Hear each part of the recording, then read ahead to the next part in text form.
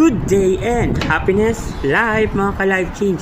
So for today's video, pag-uusapan natin paano matatanggal ang stress at distress sa buhay ng isang OFW. Sa buhay ng isang OFW, napakadami mong iniisip. Kasi unang-una na yung pagkakagastosan, yung gastos sa Pilipinas, di ba? So sa buhay natin, talagang napupuno tayo minsan ng stress sa ating isip at nakaka-apekto ito sa ating mental health. So paano natin ito may iwasan?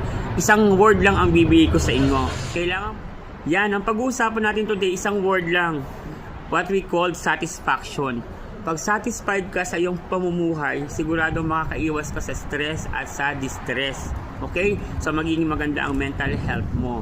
So, paano ito magagawa? Huwag mong pagpilitan yung mga bagay na wala ka. Okay? Huwag mong i-push yung mga bagay na mahihirapan ka kasi wala ka nga eh.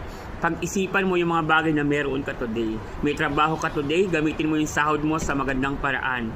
Meron kang kalakasan today, gamitin mo ang iyong kalakasan sa magandang paraan.